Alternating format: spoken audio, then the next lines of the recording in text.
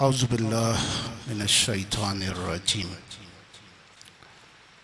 بسم اللہ الرحمن الرحیم الحمد للہ والحمد حقہ کما یستحقہ حمدا کثیرا واعوذ بہ من شر نفسی ان النفس لامارۃ بالسوء الا ما رحم ربی واعوذ بہ من شر الشیطان الذی یزیدنی ذنبا الی ذنبی واحترز من کل جبار فاجر وسلطان جائر وعدو قاہر اللہم اجعلنی من جندک فإن جندک هم الغالبون واجعلنی من حزبک فإن حزبک هم المفلحون واجعلنی من اولیائک وإن اولیاءک لا خوف علیہم ولا هم یحزنون ثم الصلاة والسلام علی اشرف الانبیاء والمرسلین رحمة للعالمین خاتم النبیین ابی القاسم محمد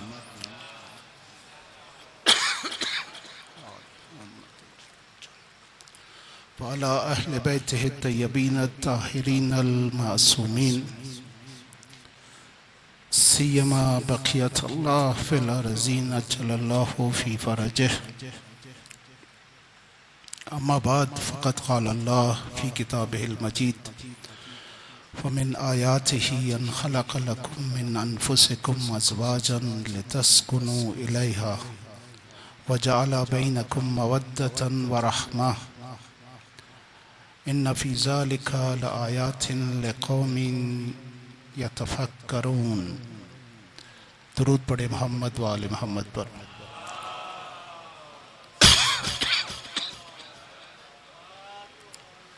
السلام علیک یا ابا عبداللہ وعلی الارواح التي حلت بفنائک علیک منی سلام اللہ ابدا ما بقیت وبقی اللیل والنہار ولا جعله الله آخر العهد مني لزيارتكم السلام على الحسين وعلى علي بن الحسين وعلى اولاد الحسين وعلى اصحاب الحسين درود پڑھیں محمد و آل محمد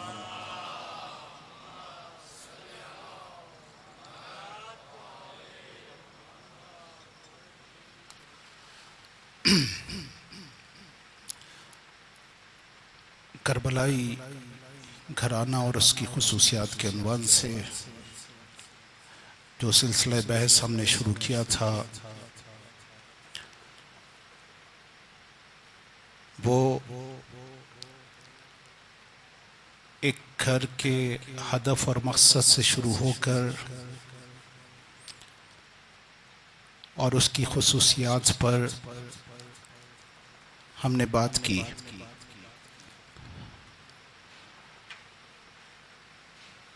کسی بھی کام کو اگر صحیح طور پر انجام دینا ہے تو اس کا ہدف اور مقصد پہلے طے ہونا چاہیے اسی لیے ہم نے اپنی گفتگو میں سب سے پہلے ایک گھر کا ایک ازدواجی زندگی کا ہدف طے کیا اور ہدف طے کرنے کے لیے ہم نے کہا کہ ایک ہدف ہم طے کر سکتے ہیں ایک ہدف ہمارا خاندان طے کر سکتا ہے ایک ہدف ہمارا قبیلہ طے کر سکتا ہے لیکن ہدف کس کو طے کرنا چاہیے عقل یہ کہتی ہے کہ جس نے بنایا ہے وہی بتائے گا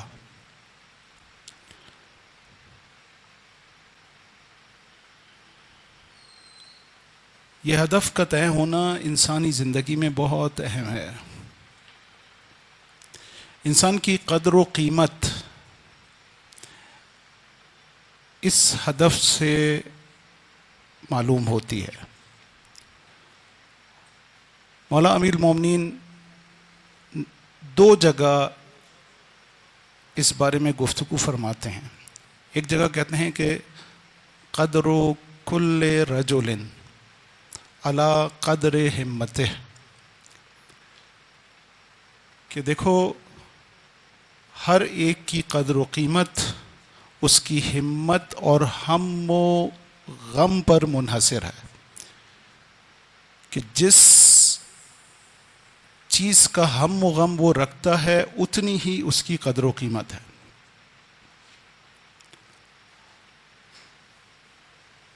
اگر کسی کا ہم و غم ایک گاڑی ہو اور اس گاڑی کی قیمت 50 لاکھ روپے ہو تو اس کے وجود کی قیمت بھی اتنی ہی ہوگی۔ اگر کسی کا ہم و غم گھر ہو اور ایک گھر کی قیمت 2 کروڑ روپے ہو تو اس کی قیمت بھی اتنی ہی ہوگی۔ اگر ہم و غم اس سے بڑھ جائے تو اس کی قدر و قیمت اتنی ہوگی۔ لیکن اگر ہم و غم خدا ہو جائے تو اس کی قدر و قیمت بھی بے انتہا ہو جاتی ہے۔ اسی طرح مولا کہتے ہیں قیمت کل امرٍ ما یحسنہ، دیکھو ایک انسان کی قیمت وہ ہے جس کو وہ اچھا سمجھتا ہے۔ اگر دنیا کو اچھا سمجھتا ہے تو اس کی قدر و قیمت دنیا ہے، اور اگر آخرت کو اچھا سمجھتا ہے تو اس کی قدر و قیمت آخرت ہے۔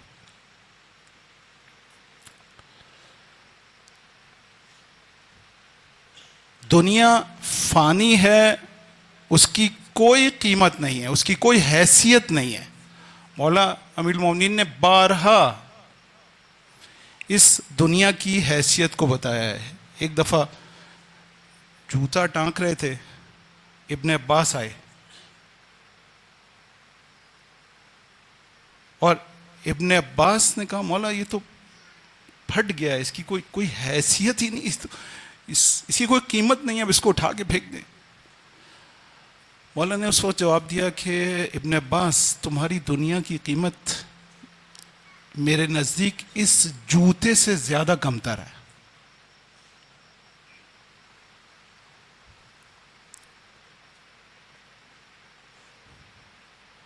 مولا نے 3 دفعہ طلاق دی اس دنیا کو، یعنی کوئی رتی برابر اس دنیا میں جاذبیت نہیں پائی جاتی تھی جو علی اس دنیا کو چاہے،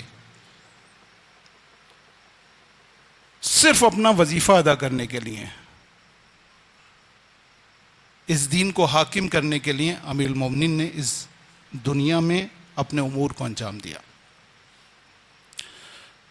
لیکن ہمیں دنیا ایسی نظر آتی ہے جیسے دنیا کے بغیر کچھ ہو ہی نہیں سکتا، ہر آدمی دنیا کے پیچھے لگا ہوا ہے۔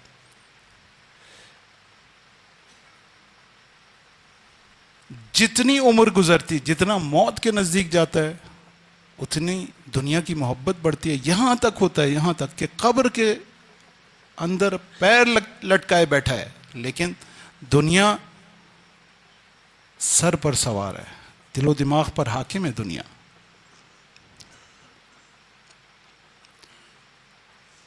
آئے نخودکی اصفہانی اپنے ایک دوست کو قبرستان لے گئے۔ اب یہ دوست نقل کر رہا ہے، کہہ رہے ہیں کہ مجھے آقا قبرستان لے گئے اور ایک قبر کے پاس جا کر کہا کہ سنو، اس قبر میں سے جو آواز آ رہی ہے اس کو غور سے سنو۔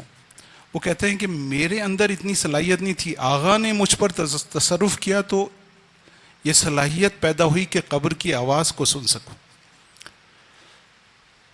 کہا میں نے سنا تو وہ کہہ رہا ہے کہ خیار لے لو، خیار لے لو، تازہ خیار، مزیدار خیار۔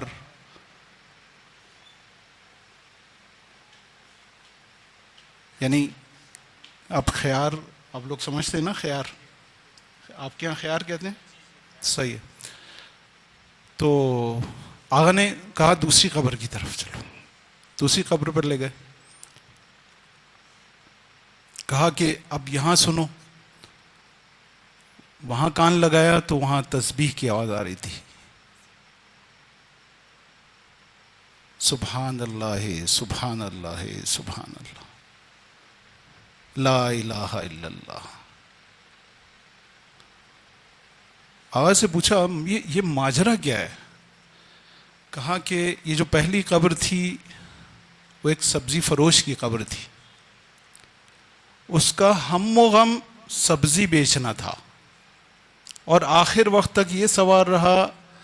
ابھی اس کا انتقال ہوا ہے، ابھی یہ دنیا کا بھوت اترا نہیں ہے، دنیا سوار ہے، قبر کے اندر بھی یہی آوازیں لگا رہے. دوسرا ایک خدا پرست، ایک عابد خدا کی قبر ہے جس نے ہمیشہ خدا کو اپنے ذہن میں رکھا، اس کا ہم و غم خدا تھا. قبر میں پہنچا تو وہی جو دنیا میں عادت تھی، جو دنیا میں اس کا ہم و غم تھا، وہی قبر میں آیا. بس مولا نے کہا قدر و قیمت اتنی ہے جتنا اس کا ہم و غم. اب ہمارے ذہن میں یہ ہوتا ہے، ہم سمجھتے ہیں کہ ہم نماز پڑھ رہے ہیں. اچھا، بعض اوقات عبادتوں میں بھی ہمارا ہم و غم عبادت نہیں ہوتی، کہتے ہیں قربتاً اللہ، لیکن جیسی نیت ہوتی ہے ویسی ہمارا ذہن دنیا کی طرف جاتا ہے، ہم و غم دنیا ہوتی.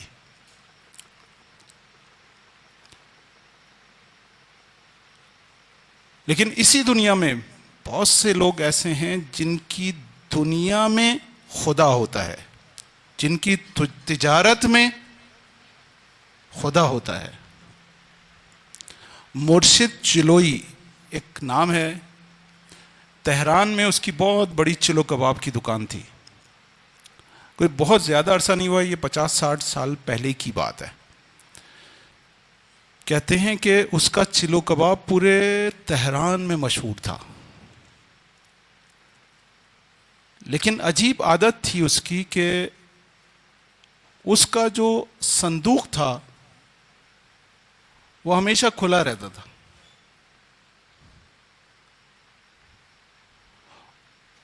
اور اس کی طرف سے اجازت تھی کہ اگر کسی کے پاس پیسے نہیں ہیں تو وہ بھی آ جائے، وہ بھی آ جائے، کھائے اور چلا جائے. بس اس سے کہے کہ میرے پاس پیسے نہیں ہیں، وہ کہے گا بس سلام جاؤ.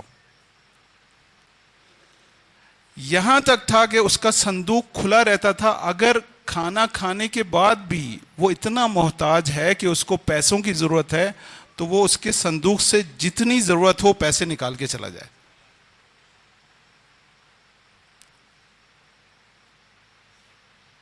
ایسے بھی انسان ہوتے ہیں کہ اپنی تجارت میں بھی خدا کو نہیں بھولتے.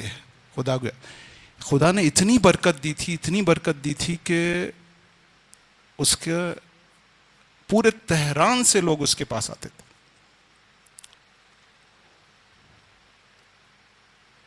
یہ ہم و غم جب دنیا ہو تو یہاں تک پہنچتا ہے، یہاں تک پہنچتا ہے کہ وہ جب اپنے امام کو پکارتا ہے، یاد کرتا ہے، حتیٰ بلاتا ہے تو اس میں بھی دنیا دخیل ہوتی ہے.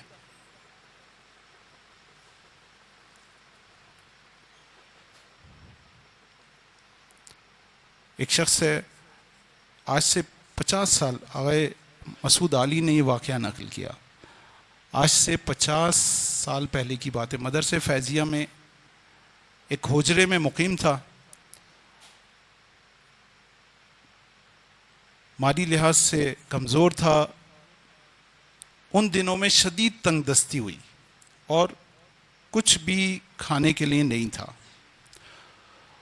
اس نے سوچا امام سے، میرے امام ہے، حجت خدا ہے، مجھے اپنے امام سے مانگنا چاہیے، اس میں شک نہیں، مانگنا چاہیے.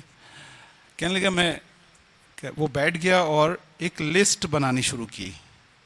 چاول 4 کلو، دال 2 کلو، چینی اتنے کلو، لسٹ پوری بنا لی.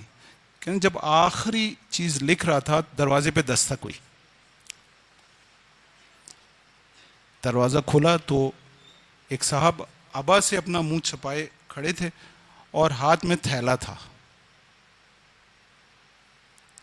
تھیلا دے کر اس کو کہتے ہیں کہ امام کو 4 کلو چاول کے لیے نہ مانگو. 4 کلو چاول کے لیے امام کو نہ چاہو، امام کے لیے امام کو چاہو. 4 کلو چاول کے. اس نے کہا میں نے غور سے دیکھا تو آغا مرزا فخر تہرانی بہت بڑے عابد ہیں.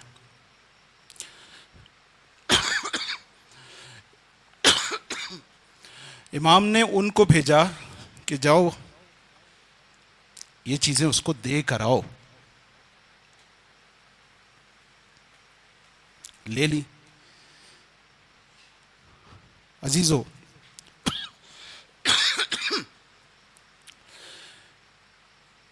ہمارا ہم و غم امام کو بلانے کا کیا ہے؟ یہ ہے کہ ہمیں دنیا مل جائے. اکثر یہ ہوتا ہے کہ جب ہمارے پر مصیبت آتی ہے، جب پریشانی آتی ہے، تو ہمیں امام کی یاد زیادہ آتی ہے. یا جب مہنگائی بڑھ جاتی ہے تو ہم کہتے ہیں امام آپ کیوں نہیں آ جاتے، مشکل ہو گئی ہے. یعنی امام کو کیوں بلا رہے ہیں؟ اس لیے کہ یہ جو ہماری مشکل دنیا کی ہو گئی ہے یہ حل ہو جائے. ہماری توجہ امام کی مشکل کی طرف نہیں ہے. یہی وجہ تھی میں جس طرف آپ کو لانا چاہ رہا تھا وہ یہ مقام تھا کہ کوفے والوں نے سید الشہداء کو بلایا اور یہ تقاضا کیا کہ مولا آپ آ جائیں، ہمارا کوئی امام نہیں ہے، کوئی رہبر نہیں ہے، آ جائیں، تشریف لائیں.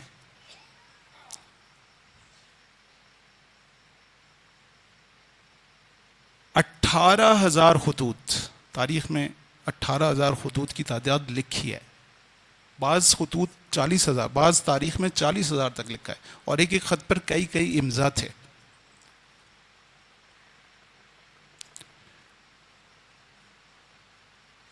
کیوں بلا رہے تھے؟ اپنی دنیا کے لیے بلا رہے تھے.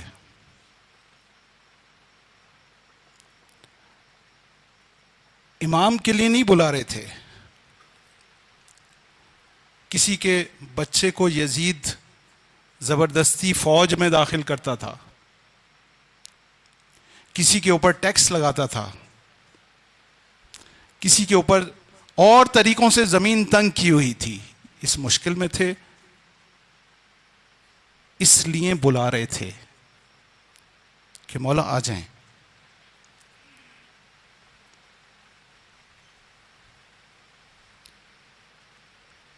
میں نے آپ کے سامنے شاید پہلے بیان کیا تھا کہ مولا سے لوگوں نے کہا مولا امام زمانہ اب کیوں نہیں آ جاتے؟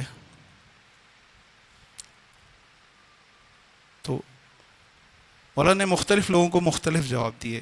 ایک کوئی بہت زیادہ اصرار کرتا تھا کہ مولا آ جائیں، آپ سارے جتنے تقاضے تھے سب پورے ہو گئے، اب آپ کو آ جانا چاہیے، لوگ آپ کی ضرورت کو محسوس کر رہے ہیں، مولا آ جائیں. دروازے پر دستک ہوئی. دستک دینے والے نے مانگا پانی، کہ مجھے پانی پلائیں. مولا نے ہاتھ میں گلاس لیا، کہا کہ اس پانی کی برابر بھی اگر لوگ ضرورت محسوس کرتے تو شاید ہم آ جاتے. یعنی لوگ اتنی ضرورت بھی محسوس نہیں کرتے. امام کو بلا رہے ہیں، لیکن کس لیے بلا رہے ہیں؟ جمکران میں ایک رش ہوتا ہے. کتنا رش، اگر ابھی کوئی گیا ہے تو دیکھیں جمکران میں تل بھرنے کی جگہ نہیں ہوتی، اتنی ہوتی. کسی نے امام سے کہا کہ مولا آ جائیں. مولا نے کہا دیکھو یہ دعا کیا کر رہے ہیں. سب اپنے لیے دعا مانگ رہے ہیں، کوئی امام کے لیے دعا نہیں مانگ رہا. بس سید الشہداء کو بلایا، کیوں بلایا؟ اس لیے کہ کسی کا بیٹا مشکل میں آ گیا تھا، کوئی خود مشکل میں آ گیا تھا، کسی کے اوپر ٹیکس لگ گئے تھے، اس لیے بلایا تھا. جب امام آ گئے تو کیا ہوا؟ کوفے میں بیٹھے رہے؟ نہیں، بہت سارے لوگ امام کے سامنے تلوار نکال کر آ گئے، تلوار نکال کر آ گئے. یعنی وہ جنہوں نے بلایا تھا اب وہ امام کے مد مقابل یزید کی فوج میں کھڑے. امام نے کہا کہ نام لیے ان کے، روز عاشور جو امام نے خطبہ دیا ہے اس میں نام ہے، اے حجار ابن ابجر، اے اشس ابن قیس، اے منذر ابن جاروت، یہ سب سامنے کھڑے تھے.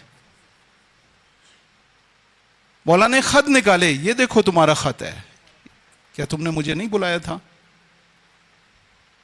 بلایا تھا. اگر بلایا تھا ساتھ نہیں دیتے تو نہ دو، میرے مد مقابل آ کر کھڑے ہو گئے ہو. بس اگر ہدف وہ نہ ہو، مقصد وہ نہ ہو جو امام کا ہے، ہم آہنگی اور امام کے مقصد سے ہم آہنگی نہ ہو تو پھر کیا ہونا ہے؟ پھر یہ ہونا ہے، پھر انسان مد مقابل آئے گا.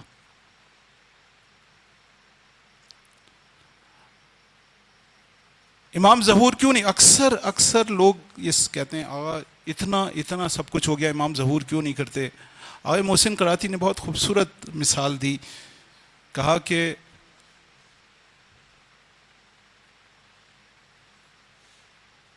اگر یہ سامنے جو روڈ ہے اس پر بجلی والے آئیں، بلب لگا دیں، ایک چراغ روشن کریں روشنی کے لیے، محلے کے بچے آئیں، شیطان بچے اس چراغ کو بجھا دیں.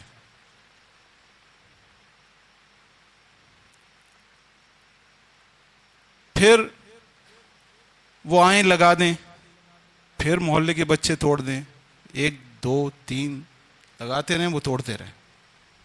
ایک وقت آئے گا کہ وہ بجلی والے کہیں گے کہ جب تک یہ محلے کے بچے سدھر نہیں جاتے اور ان کے بزرگ ان کو کنٹرول نہیں کر لیتے اس وقت تک یہ بلب نہیں لگے گا. حق رکھتے ہیں نا؟ بس خدا نے ہدایت کے 11 چراغ روشن کیے تھے، سب کو لوگوں نے بجھا دیا، سب کو شہید کر دیا. اب 12واں آخری ہے. خدا نے اس کو پردے غیبت میں محفوظ کر دیا ہے کہ جب تک اس کی مقام اور ارزش کی معرفت حاصل نہیں کر لیتے اور جب تک اس کی حفاظت کی ذمہ دار نہیں ہو جاتے اس وقت تک ظاہر نہیں کرے گا، ظاہر نہیں ہوگا. مولا ابھی مولا کیوں نہیں ظہور کر رہے؟ ہم اس قابل نہیں ہیں، ہمارے پاس وہ معرفت نہیں ہے. ابھی ہم بلا رہے ہیں، صبح شام بلا رہے ہیں، جمکران بھرا ہوا ہے، لیکن کیوں بلا رہے ہیں؟ اپنے لیے بلا رہے ہیں. مولا آ جائیں، ہمارے اوپر ظلم ہو گیا. حادثہ ہو جاتا ہے اور زیادہ شدت سے بلاتے ہیں، مولا جلدی آ جائیں، ہم بہت پریشان ہیں، دشمن نے ہمارے اوپر زمین تنگ کر دی ہے، مولا آ جائیں.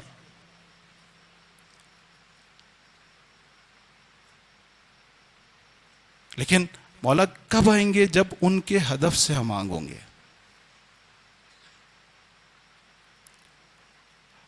عزیزو،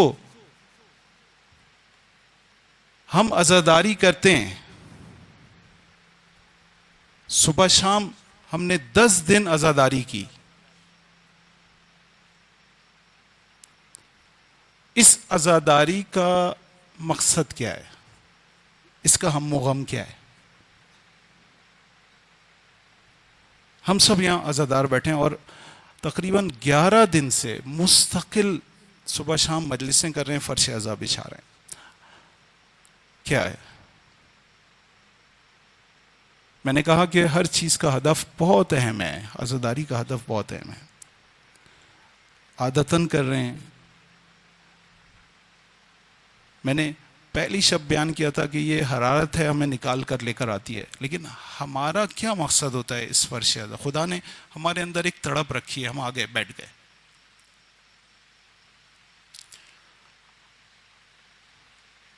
ہمارا مقصد کیا ہے؟ ہمارا مقصد کیا ہونا چاہیے عزاداری سے؟ رسم و رسومات اگر اس لیے کر رہے ہیں تو بہت عجیب ہے، عادت کے تحت کر رہے ہیں تو بھی.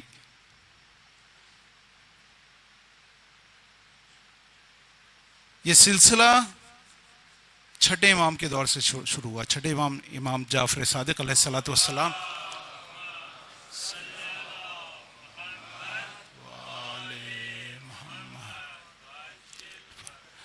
آپ نے یہ سلسلہ شروع کیا اور اس کو اتنا رواج دیا. آپ مولا کی روایات دیکھیں گے تو بہت زیادہ روایات ہیں اس چیز پر کہ دیکھو عزاداری کرو، اس کی فضیلت پر. میں نے آپ کو سنایا تھا کہ شاعروں کو بلاتے تھے. جعفر بن عفان کو بلایا کہ جعفر، میں نے سنا ہے کہ تم ہمارے جد پر مرثیہ کہتے ہو. کہا کہ جعفر میرے سامنے مرثیہ پڑھو. رواج نہیں تھا اس وقت، رواج نہیں تھا، مولا نے رواج دیا. جعفر کو اوپر بٹھایا. اس ثقافت کو بنانے والے ہمارے مولا واقع ہیں، چھٹے امام ہیں. اس سے پہلے جو مسائل چل رہے تھے،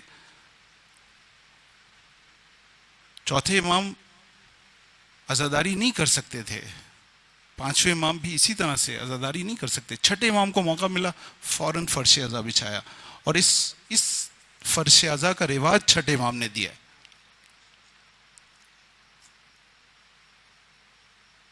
فضیل بن یسار کو بلایا، اس کو جعفر بن عفان سے کہا پڑھو مرثیہ پڑھو. اس نے مرثیہ پڑھا.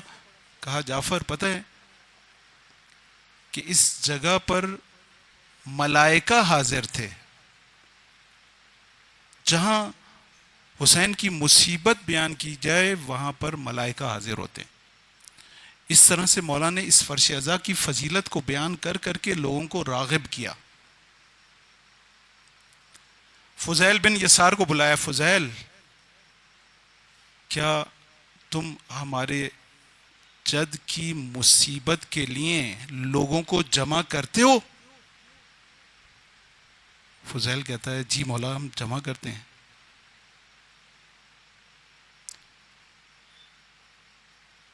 مولا کہتے ہیں کہ فضیل بہت اچھا کام ہے.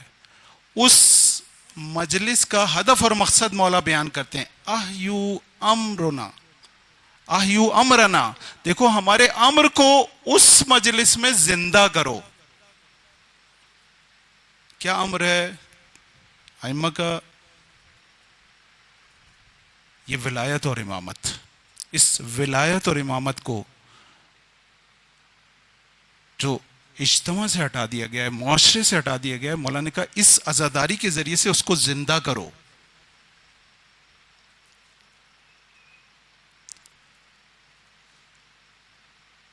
اس ولایت اور امامت کی لوگوں کو معرفت دو. دیکھو امام کے بغیر زندگی نہیں ہے. دیکھو امام کا ساتھ دینا ضروری ہے. دیکھو اپنی جانوں سے زیادہ اپنے امام کو اولویت دو.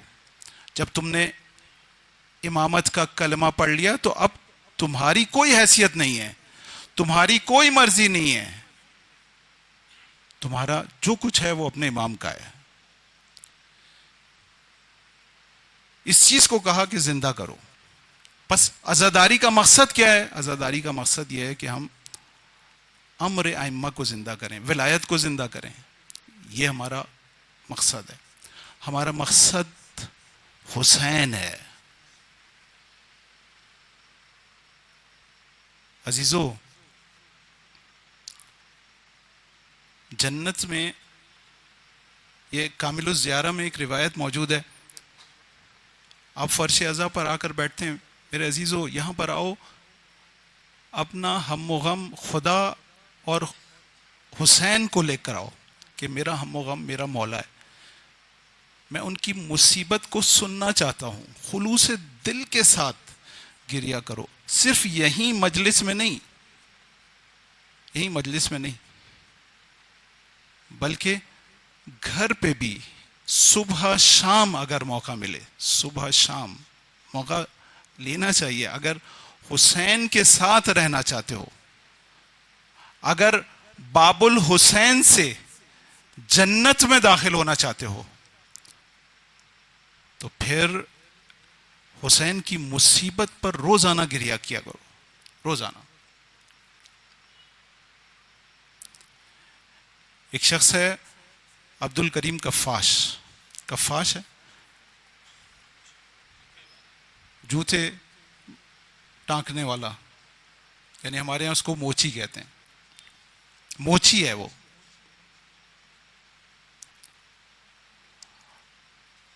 اکثر عرفا نے ایک دفعہ امام کی زیارت کی ہے، ایک دفعہ. یہ وہ خوش نصیب ہے جو ہر ہفتے امام کی زیارت سے مشرف ہوتا تھا، ہر ہفتے. کیسے ہوا؟ بہت عرصے تک گریا کرتا رہا، روتا رہا کہ امام کی زیارت، امام کی زیارت، صبح شام روتا تھا. ایک دن خواب میں دیکھا، چاند کو دیکھا، چاند میں رسول خدا کی شبیہ نمودار ہوئی، اور انہوں نے پوچھا کہ عبد الکریم کیا ہو گیا، کیوں اتنا گریا کر رہے ہو؟ کہتا ہے کہ اے رسول خدا، آپ کے فرزند حسین ابن علی، آپ کے فرزند مہدی کی زیارت کرنا چاہتا ہوں. کہا کہ اگر میرے فرزند مہدی کی زیارت کرنا چاہتے ہو تو مہدی کے جد حسین ابن علی پر صبح و شام گریا کرو.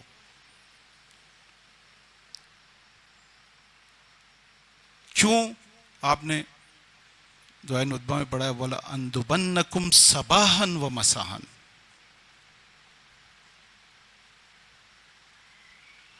کہ میں صبح و شام گریا کرتا ہوں. زیارت ناہیہ میں کہ میں صبح و شام اپنے جد پر گریا کرتا ہوں. عبد الکریم کفاش نے 1 سال تک روزانہ اس عمل کو دہرایا، صبح بھی گریا کرتا تھا اور شام کو بھی گریا کرتا تھا. 1 سال کے بعد اس کو مولا کی زیارت اس طرح سے نصیب ہوئی کہ ہر ہفتے مولا کی زیارت نصیب ہوتی، ہر ہفتے. بس اگر ہم بھی اسی طرح سے مولا کے ساتھ، مولا کے ہمراہ، زمانے کے امام کے ہمراہ ان کے جد پر آنسو بہائیں، تو ہمیں اگر امام کی زیارت مل جائے فبہا، لیکن ایک چیز ضرور ملے گی کہ روز محشر میں اپنے امام کے ساتھ محشور ہوں گے، باب الحسین سے امام حسین کے ساتھ وارد ہوں گے. کامل الزیارت میں جس روایت کی میں بیان کر رہا تھا، اس میں ایک روایت ہے کہ کچھ لوگ بیٹھے ہوں گے، محشر کا عالم ہے، کچھ لوگ، سب کا حساب کتاب ہو گیا ہے، اب فیصلہ ہونا ہے کس کو جنت میں جانا ہے اور کس کو جہنم میں جانا ہے. اور یہ جو عشاق حسین ہیں، یہ حسین کے ساتھ بیٹھے ہیں، مولا گفتگو فرما رہے ہیں اور یہ سن رہے ہیں.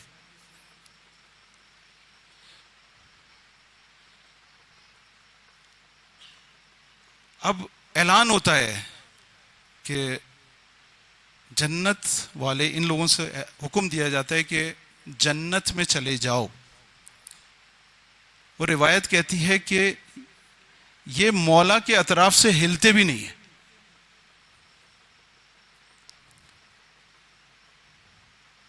ہلتے بھی نہیں ہیں. فرشتے ان کو اٹھا کر جنت میں لے جاتے. آئے بشیر نجفی نے سورہ زمر کی دو آیتیں کہنے لگے ایک آیت 71 کہ سیق الذین کفروا الی جہنم زمرا، کہ وہ لوگ جنہوں نے کفر اختیار کیا ان کو جہنم میں کھینچ کر لے کر جایا جائے گا، کھینچ کر لے کر جائے گا. بات سمجھ میں آئے، جہنم میں جانا نہیں چاہتے، ان کو زبردستی لے جائے گا. لیکن اس کے بعد دو آیتوں کی بات، 73 آیت 73ویں آیت ہے کہ سیق الذین تقوا ربہم الی الجنۃ زمرا، کہ جو لوگ خوف خدا کرتے تھے دنیا میں، خوف خدا رکھتے تھے، ان کو جنت کی طرف کھینچ کر لے جایا جائے گا. تو کہتے ہیں یہ آیت مجھے سمجھ میں نہیں آ رہی تھی، لیکن جب کامل الزیارہ کی یہ والی روایت دیکھی کہ مولا کے حضور بیٹھے ہوں گے اس شاخ، مولا کے گرد گھیرا ڈالے ہوئے، اور ان کو کہا جائے گا جنت میں جاؤ، تو کہیں گے کہ حسین کے ساتھ جائیں گے. عبد الکریم کفاش مولا سے مستقل ملاقات کرتا تھا، اس کی بہت سارے واقعات ہیں. ایک دن مولا نے اس سے کہا کہ عبد الکریم کفاش، عبد الکریم تم جنت میں اپنی جگہ دیکھنا چاہو گے؟ کہتا ہے مولا بالکل. مولا اس کو جنت میں اس کی جگہ دکھاتے ہیں. پلٹ کر مولا سے سوال کرتا ہے کہ مولا آپ یہاں پر ہوں گے؟ مولا کہتے ہیں نہیں، ہم تو یہاں نہیں ہوں گے. کہتے ہیں مجھے ایسی جنت نہیں چاہیے، مجھے ایسی جنت نہیں چاہیے جس میں میرا مولا نہ ہو. مولا اس فرش عزا پر ہم اس لیے آتے ہیں کہ آپ کے عشق میں گرفتار ہوں. مولا ہم باب حسین سے جنت میں داخل ہونا چاہتے ہیں. مولا ہم حسین کے ہمراہ جنت میں جانا چاہتے ہیں، ہم حسین کے بغیر نہیں جانا چاہتے. پس عزاداری کا مقصد کیا ہوا؟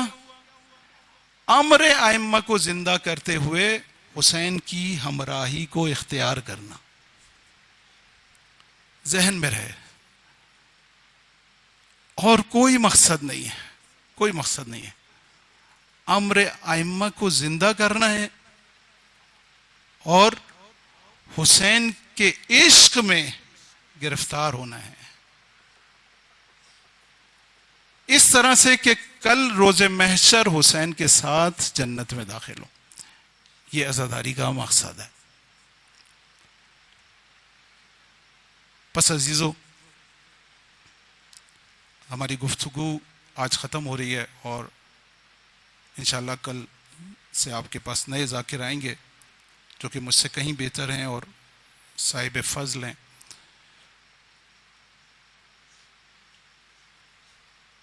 آپ نے کل تک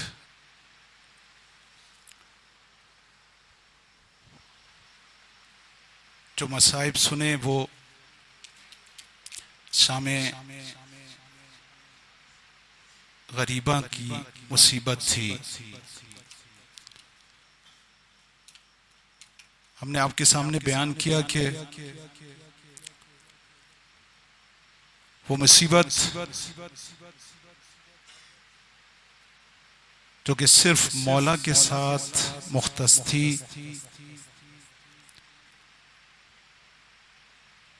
وہ ساری مصیبتوں کا ایک جگہ ایک دن میں میرے مولا پہ آنا تھا.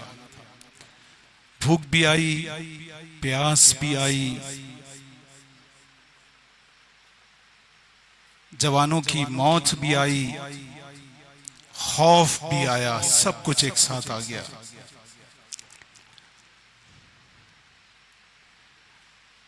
شام غریبہ کی رات گزر گئی. اگر چشم تصور میں انسان سوچے کہ یہ رات کیسے گزری ہوگی،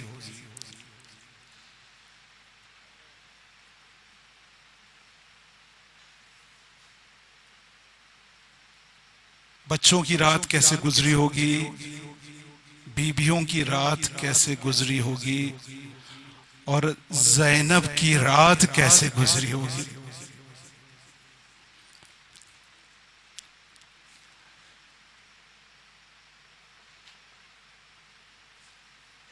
نہ معلوم وہ جو خوف کی فضا تھی میری بیوی رات کو سو بھی پائی ہوگی یا نہیں. کوئی مرد نہیں ہے، کوئی مرد باقی نہیں بچا. سید سجاد عالم غشی میں ہے، 27 بچے ہیں، 27 بچے. ان سب کی حفاظت کی ذمہ داری میری بیوی کی ہے. کیسے گزری ہوگی یہ رات خدا جانتا ہے. صبح آئی،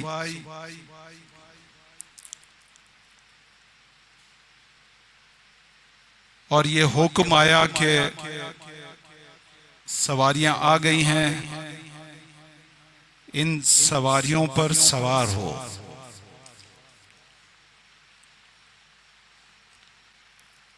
بے پالان کے اونٹ ہیں، ان پر کجاوے نہیں ہیں. بی بی نے ایک ایک کو اپنی سواری پر سوار کیا، اور اس کے بعد اپنے بیمار بھتیجے کو بھی سوار کیا. سید سجاد کو سوار کیا، سوار ہوئے. ظالموں نے آ کر توق اور بیڑیاں مولا کی گردن میں اور ہاتھوں میں ڈال. ارے بیمار ہے یہ، لیکن اس کے باوجود یہ توق اور ہتھ کڑیاں اور بیڑیاں امام کو پہنائی گئی. بی بی نے سب کو سوار کر دیا، اب خود سوار ہونا چاہتی ہیں. عزیزو، میں نے آپ کو منظر بتایا تھا کہ جب 2 محرم کو یہ کاروان کربلا میں آیا تھا تو 18 جوان بی بی کی سواری کے اطراف میں جمع ہو گئے تھے. عباس نے بیٹھ کر اپنے گھٹنے کو پھیلایا تھا، علی اکبر نے ہاتھ پکڑا تھا، ارے قاسم نے دوسرا ہاتھ پکڑ کے اتارا تھا. میرے بی بی کھڑی ہے اور مقتل کی طرف دیکھتی ہے. آئے میرے عباس، علی اکبر، قاسم اون و محمد کہاں ہو؟ ارے زینب کو کون سوار کر؟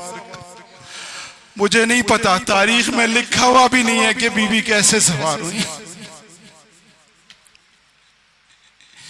یہ کاروان چلا، لیکن عجیب ستم ہے، اس کاروان کو مقتل سے گزارا گیا. ارے بے گورو کفن لاشیں مقتل میں پڑے ہیں. ارے جیسے یہ کاروان مقتل سے گزرا، بیویوں نے اپنے آپ کو سواریوں سے گرا دیا. ارے اپنے عزیز کے لاشے پر گر. میرا بیمار امام اپنے بابا کے لاشے کو دیکھتا ہے، ارے اونٹ سے اپنے آپ کو گرا دیتا ہے، زار زار روتا ہے. ارے جناب زینب دیکھتی ہے سید سجاد کی حالت اچھی نہیں ہے. ارے سید سجاد کی روح کہیں پرواز نہ کر جائے.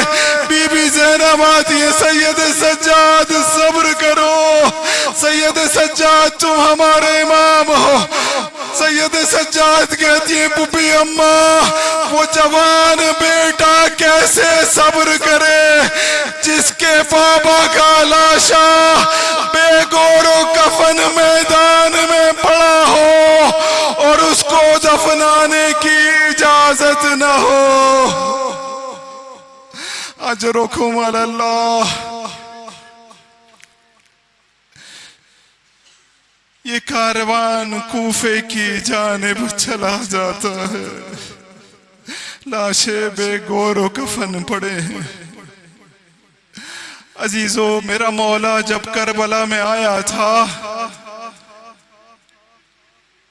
تو اس نے قافلہ بنی اسد کو بلایا تھا.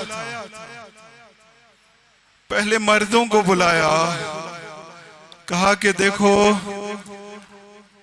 اگر کربلا میں یہ منظر دیکھو کہ کچھ لاشیں میدان میں بے گور و کفن پڑے ہوں تو دیکھو آنا اور ان کی قبریں کھود کر ان کو دفنا دینا. چلے جاتے ہیں. مولا کو پھر بھی اطمینان نہیں ہوتا.